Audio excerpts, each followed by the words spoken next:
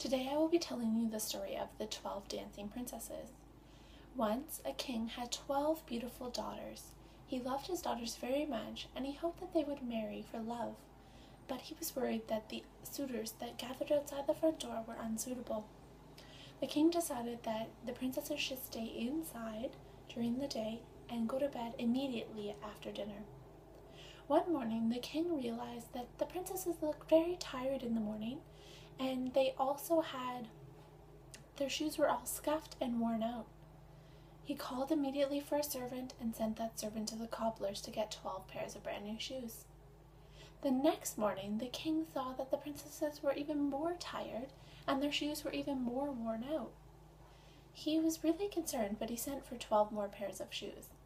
The next morning, when the same thing happened, he was worried, but he started thinking, what would cause the princesses to wear out their shoes and keep them so tired in the morning? Finally, he realized the princesses must be dancing at night. He decreed that the first man to realize and discover what the princesses have been doing at night would be able to marry the princess of his choice and become king. Immediately after the king decreed this, a young nobleman came to the castle and decided that he would try. Now, unfortunately for this man, if he did not discover what the princesses were up to in 3 days, he would be put to death. So the first night, the prince goes up to the room. He was given a room right next door to the princesses, and he was told to stay awake and find out what they did. Unfortunately, the prince got really tired, crawled onto the bed, and fell fast asleep. The second day, the same thing happened, and the third day, the same thing happened. The next day, when the king asked the man what his princesses were doing, he was unable to tell him, and unfortunately he was beheaded. Now this went on for several months, but still no one could discover what the princesses were up to, and most of the noblemen had decided that maybe they weren't worth the trouble after all. A young soldier was returning from war. He was injured, and he was moving very slowly through the countryside. He met an older woman, and they sat down for a chat. The man learned of all of the things that the princesses, or all of the suitors that had tried to discover what the princesses were up to, and he learned that if he went to the castle, he could become king as long as he discovered what the princesses were up to. The old woman gave him an invisible cloak and told him to wear it at night. She sent him on his way with the one last piece of advice. Don't drink anything that the princesses give you, she said. The man arrived at the castle. He met the king, and he told the king that he would try to discover what the princesses were up to. He went upstairs, and he knocked on the door to the princess's room. He introduced himself and talked to the princesses, and immediately one of the daughters gave him something to drink. The man pretended to drink the drink, and when the princesses weren't looking, he dumped it out in the pot. He curled up on the bed and pretended to fall asleep. The princesses giggled and then immediately got dressed. They put on their best dancing gowns and their shoes, and they headed out the door. Once the last princess had made its way out the door, the man jumped up, grabbed the invisible cloak, and threw it over his head. He snuck through the door before it slammed shut and creeped down the stairs behind the princesses.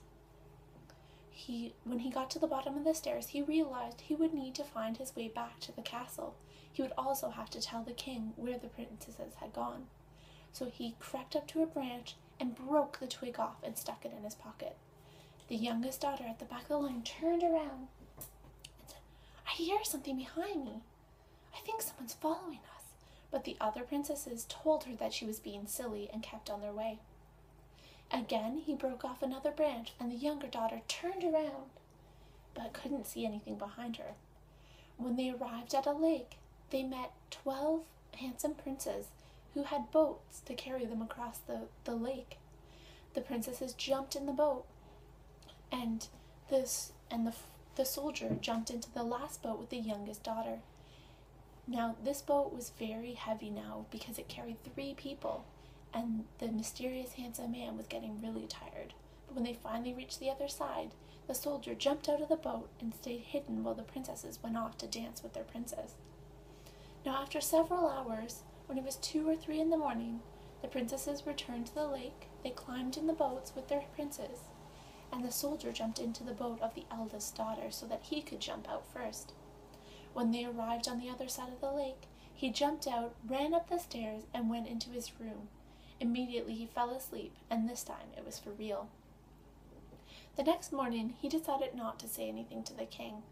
He continued on his way, and then followed the princesses for the next 2 nights. The final morning, when it was time for him to talk to the king, he went down to breakfast and laid the pieces of branch and a cup he had taken from the prince's castle.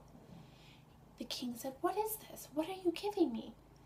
The man told the king that his daughters had been sneaking out of the house and walking down to the lake, across the lake with handsome princes, and arriving at a castle to dance at night.